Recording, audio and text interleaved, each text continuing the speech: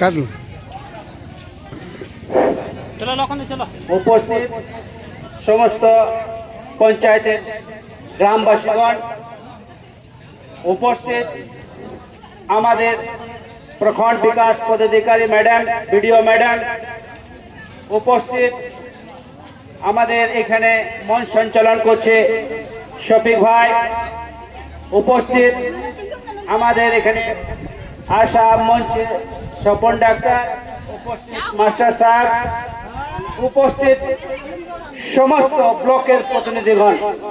আপনারা নিশ্চয় জানেন সরকারের आपकी योजना, आपकी सरकार, आपकी दुआर कार्यक्रम এটা সরকারের একটা গ্রিন প্রজেক্ট রূপে কাজ হচ্ছে।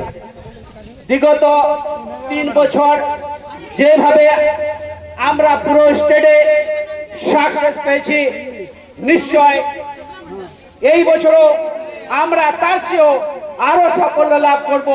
কেননা সরকার প্রতিবদ্ধ আছে, মাননীয় মুখ্যমন্ত্রী জনগণের কাজের জন্য প্রতিবদ্ধ আছে। গ্রামের মানুষদের কিভাবে কাজ করা যায়, মাননীয় মুখ্যমন্ত্রী এই নিয়ে সুচিন্তক রাখে। নিশ্চয়ই আপনারা জানেন এই সরকার হচ্ছে গ্রামের সরকার, সেই জন্য গ্রামের সরকার, সেই জন্য সমস্ত প্রখণ্ডের প্রতিনিধিকে গ্রামকে নিয়ে যাচ্ছে, সমস্ত প্রতিনিধিকে গ্রামকে নিয়ে যাচ্ছে। সেই জন্য গ্রামের মানুষ, গ্রামের মহিলা, গ্রামের যুবা, গ্রামের বুড়াবুড়ি, গ্রামের আমাদের কাকিমারা কিভাবে লাভ পাওয়া যায় এই নিয়ে মাননীয় মুখ্যমন্ত্রী সোচ রাখে। এটা আপনারা পরিপূর্ণরূপে প্রমাণ পাচ্ছেন। আজ আপনাদের পঞ্চায়েতে, আজ আপনাদের গ্রামে এসেছে, তাই এটা প্রমাণ।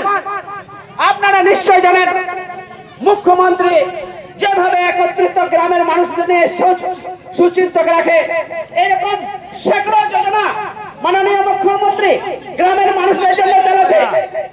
বিশেষ করে আবু আবাস যোজনা, নিশ্চয় আপনারা আবু আবাস যোজনা থেকে লাভ পেয়েছেন আর পাচ্ছেন, আপনাদের ঘরে ছাপ দিচ্ছে। নিশ্চয় আপনারা মাইয়া যোজনা থেকে আপনারা লাভ পাচ্ছেন আর লাভ আপনারা প্রতিটা মহিলা পাচ্ছেন। এই ধরনের সেকড়ো যোজনা মাননীয় মুখ্যমন্ত্রী দ্বারা চালাচ্ছে। আর বিশেষ করে আমি বলবো আমাদের গ্রামের মানুষ, আমরা এখানে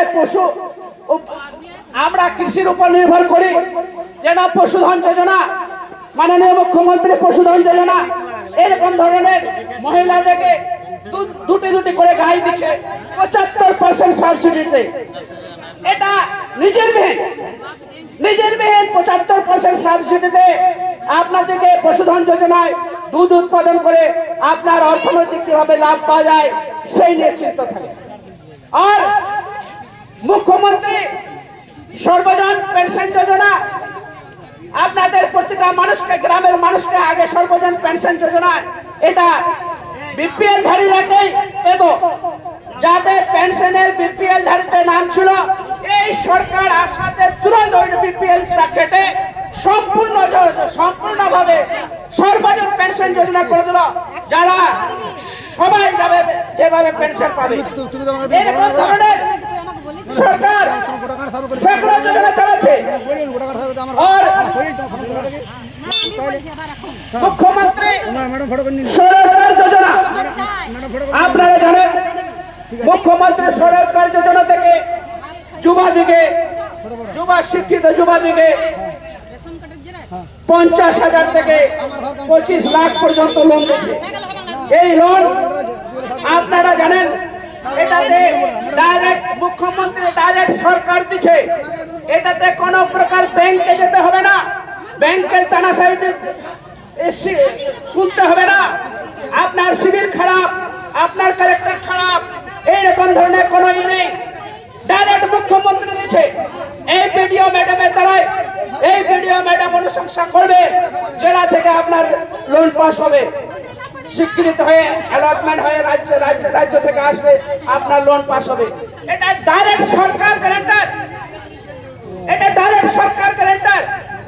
এইরকম ধরনের বহু সরকার গ্রামের মানুষ থেকে লাভ পাওয়ার জন্য বহু যোজনা চালাচ্ছে।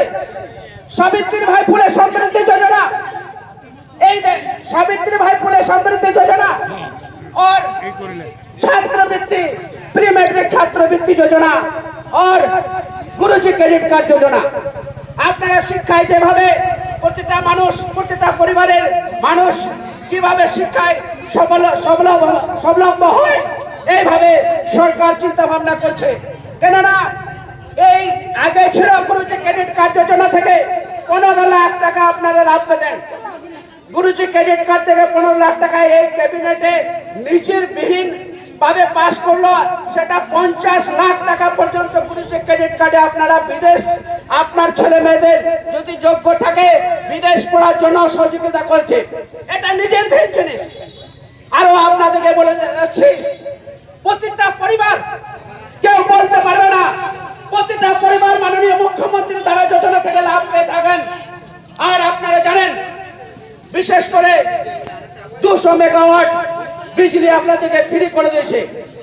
প্রত্যেকটা পরিবার কোন দল করছে, কোন বেটে কোন মানুষ বেটে সেটা দেখেনি। আমাদের গ্রামের মানুষদের কারো বিজলি বিল 10,000 হয়ে গেছিল, কারো 20,000 হয়ে গেছিল, কারো 30,000 হয়ে গেছিল, কারো 40,000 হয়ে গেছিল। সেটা সম্পূর্ণভাবে পরিপূর্ণভাবে মাননীয় মুখ্যমন্ত্রী হেমন্ত সরকার মাফ করে দিল। এই জন্য